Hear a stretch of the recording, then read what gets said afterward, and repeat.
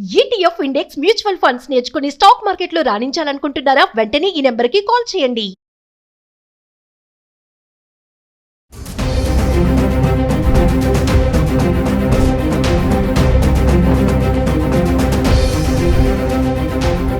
నమస్తే, welcome back to Suman TV. Present మనతో పాటు ఉన్నారు ఎనలిస్ట్ మందరి కృష్ణారెడ్డి గారు.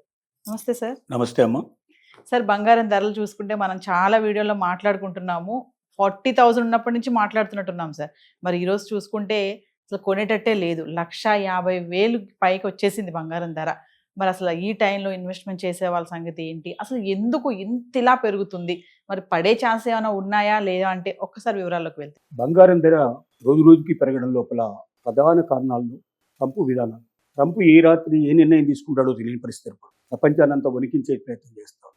కొన్ని దేశాల నుంచి ప్రధానమంత్రుల్ని కుటుంబంతో సహా ఎత్తుకొచ్చే ప్రయత్నం చేస్తూ ఉన్నారు. కొన్ని దేశాల మీద యుద్ధం ప్రకటించారు. గ్రీన్లాండ్స్ అనే ద్వీపం అది యూరోపియన్ యూనియన్కి సంబంధించింది. డెన్మార్క్ దాని మీద పూర్తి అధికారాలు కలిగి ఉంది. ప్రపంచంలోనే అతిపెద్ద ద్వీపం అది. దాన్ని కబలించడానికి ఇప్పుడు ప్రయత్నాలు చేస్తుంది. యూరోప్ మొత్తం దాన్ని యూరోపియన్ యూనియన్ అంతా కూడా దాన్ని వ్యతిరేకించి సుమారు 40 దేశాలు దాన్ని వ్యతిరేకిస్తుంది. ఆ 40 దేశాల మీద వ్యతిరేకించిన వాళ్ళ మీద 10% నుంచి టారిఫ్ మొదలుపెట్టాడు. పెంచి 50% దాకా వేస్తాను, 500% దాకా వేస్తాను బెదిరిస్తూ ఉన్నాడు. ఇలా ప్రపంచాన్నంతా కూడా అల్లకల్లోనే చేసేస్తున్నాడు. చివరికి ట్రంప్ తీసుకునేటువంటి విధానాల వల్ల వేరే దాంట్లో పెట్టుబడి పెట్టాలంటే భయపడుతున్నారు జనాలు.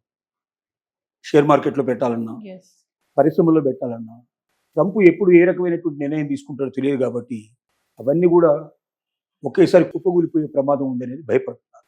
రెండోది, అమెరికా లోపల రిజర్వ్ బ్యాంక్ ఆఫ్ ఇండియా ఏదైతే ఉందో వడ్డీ రేట్లు తగ్గించడానికి సిద్ధపడింది. వడ్డీ రేట్లు ఎప్పుడైతే తగ్గిస్తారో అప్పుడు ఏమవుతుందంటే డాలర్ విలువ పడిపోతుంది. డాలర్ విలువ పడిపోయినప్పుడు ఆటోమేటిక్గా బంగారం రేటు పెరిగే అవకాశాలు ఉంటాయి. స్టాక్ మార్కెట్ పెట్టుబడి పెట్టడం కానీ వేరే వాటిలో పెట్టుబడి పెట్టడం కానీ జనం ఇష్టపడలేదు. రియల్ ఎస్టేట్లో కూడా జనం ఇష్టపడలేదు. ఎందుకంటే రియల్ ఎస్టేట్లో కూడా పరిస్థితి ఎట్లా ఉన్నాయంటే చైనా రియల్ ఎస్టేట్ మొత్తం కుప్పగూలిపోయింది. అలాగే భారతదేశంలో కూడా ఎప్పుడైతే ఐటీ రంగం దోలాయమాన పరిస్థితి ఏర్పడిందో, ఏఐ విపరీతంగా రావడం, లక్షల ఉద్యోగాలు తీసేయడం, ఎవడి ఉద్యోగం ఎప్పుడు ఊడిపోతుందో తెలియకపోవడం వల్ల ఇంతకుముందు ఐటీ పరిశ్రమే రియల్ ఎస్టేట్ని కాపాడుకుంటూ వచ్చింది. ఇప్పుడు ఐటీ పరిశ్రమ ఎప్పుడైతే ఇబ్బందులు పడిందో రియల్ ఎస్టేట్ పరిస్థితి అంతకన్నా ఎక్కువ ఇబ్బందులు పడింది. ఇక దేని మీద పెట్టుబడి పెట్టాలి? జనానికి ఉన్న ఏకైకమైనటువంటి సాధన ఏంటంటే బంగారం. ఈ బంగారం మీద పెట్టుబడి పెట్టినట్టయితే 100% సేఫ్గా ఉంటుంది, పెరిగేదే కానీ తగ్గదు. రేపు ఎప్పుడైనా కావాలంటే క్షణాల లోపల దాన్ని మనం ఏ బ్యాంకులోనే పెట్టుకొని డబ్బులు తెచ్చుకోవచ్చు అని సామాన్య మానవుడి దగ్గర నుంచి ఆలోచించే పరిస్థితి ఏర్పడింది. ముఖ్యంగా భారతదేశం లాంటి దేశం, ప్రపంచంలో అత్యధికంగా గోల్డ్ ఉపయోగించే దేశం ఏంటంటే చైనా. చైనా తర్వాత ఏంటంటే భారతదేశం అతిపెద్ద దేశం. గత 1 సంవత్సరంలో భారతదేశంలో ఉండేటువంటి కుటుంబాలు టోటల్గా కొన్న బంగారం విలువ 100 లక్షల కోట్లని నిర్ధారణ చేశారు. 100 లక్షల కోట్లు 1 సంవత్సరం లోపల. మరి కాబట్టి ఎందుకు ఇంత బాగా కొంటున్నారు అంటే, ఒకటి మహిళలకు బంగారం మీద ఉండేటువంటి పిచ్చి కానీ లేకపోతే ఇష్టం కానీ, అది పెట్టుకోవడం వల్ల అందం పెరుగుతుందే కావచ్చు, లేదా డిగ్నిటీ పెరిగే అవకాశం ఉండొచ్చు, పెద్దరికం వీళ్ళు చాలా గొప్పవాళ్ళని చెప్పి ప్రపంచం గుర్తిస్తున్నట్లు భావన కావచ్చు, రకరకాల ఆలోచనతో ఉన్నవాడు. రెండోది, ఈటీఎఫ్ఐ చూసుకున్నట్టయితే ఈటీఎఫ్లో కూడా పెట్టుబడులు విపరీతంగా బంగారానికి పెరుగుతున్నాయి. అంటే ఈటీఎఫ్ లోపల బంగారం తీసుకెళ్ళి ఇక్కడ కుదురు పెట్టాల్సిన లేదు. డబ్బు కడితే ఈ రోజున ఏ రేటు ఉందో మళ్ళీ మీరు ఎప్పుడైతే మళ్ళీ ఈటీఎఫ్ వదులుకుంటామో అప్పుడు ఆ రేట్ ఏదైతే ఉందో ఆ రేటు ప్రకారం డబ్బులు పే చేస్తారు. అంటే ₹1,00,000 ఉన్నప్పుడు బంగారం పెడితే 1,50,000 చొప్పున మనం పే చేస్తాం. ఒకవేళ తగ్గితే ఆటోమేటిక్గా తగ్గిస్తారు.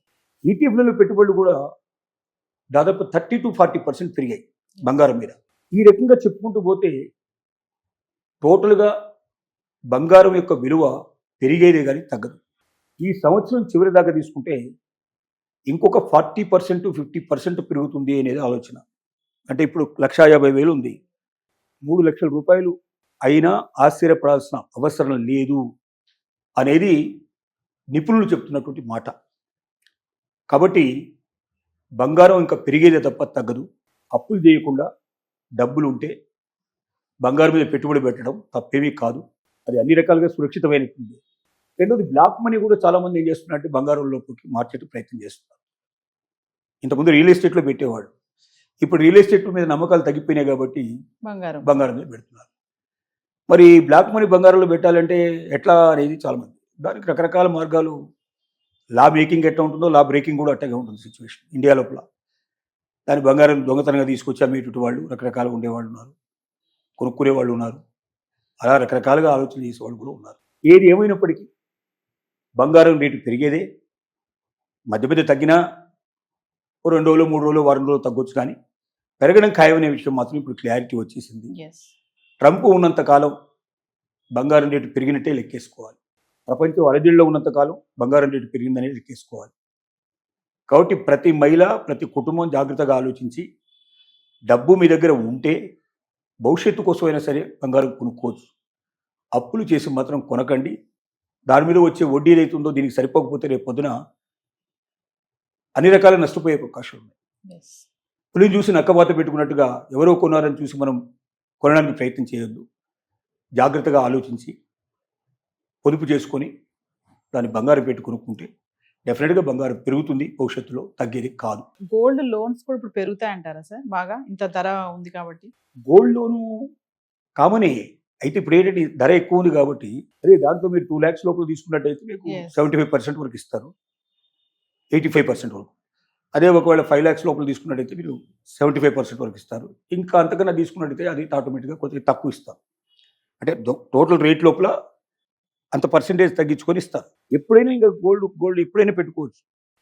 మనం బ్యాంకుల్లో పెట్టుకోవచ్చు, అలాగే ప్రైవేట్ వాటిలో కూడా పెట్టుకోవడం. ముత్తూట్ ఫైనాన్స్ లాంటివి చాలా ఉన్నాయి, అవన్నీ కూడా గవర్నమెంట్ రికగ్నైజ్డే కాబట్టి గోల్డ్ ఎప్పుడైనా ఇక్కడ పెట్టుకోవడం తీసుకోవడానికి అవకాశాలు ఉన్నాయి. సార్, ప్రపంచంలో ఎక్కడ ఏ జరిగినా ఏ మార్పు వచ్చినా దాని ప్రభావం అనేది బంగారం మీద చూపిస్తుంది కదా సార్? డెఫినెట్గా, అంటే అంతర్జాతీయ ప్రమాణాల్లో కూడుకున్నట్టు అలజడితో కూడుకున్నట్టు సమస్యలతో ఒకవేళ అలజడులు తగ్గిపోయి అంత ప్రశాంతమైన వాతావరణం ఏర్పడితే ఆటోమేటిక్గా గోల్డ్ రేట్ తగ్గిపోయే అవకాశాలు ఉంటాయి. కానీ ఇప్పుడున్న పరిస్థితుల్లో ట్రంప్ ఉన్నంత కాలం, ట్రంప్ అంటేనే అలజడి, సెన్సేషన్ క్రియేట్ చేయాలనుకుంటున్నాడు, ప్రపంచానంతా తన చేతిలోకి తెచ్చుకుని గుత్తాధిపత్యం చేయాలనుకుంటున్నాడు, Yes. బెదిరిస్తున్నాడు, భయపెడుతున్నాడు. ఇలాంటి పరిస్థితుల్లో ప్రశాంతమైన వాతావరణం ఎక్స్పెక్ట్ చేయడం అనేది అసాధ్యమైన విషయం. బంగారం పెరగాల్సిందే, పెరిగి తీరాల్సిందే, ఇంకొక మార్గం కనబట్టలేదు. Thank you sir.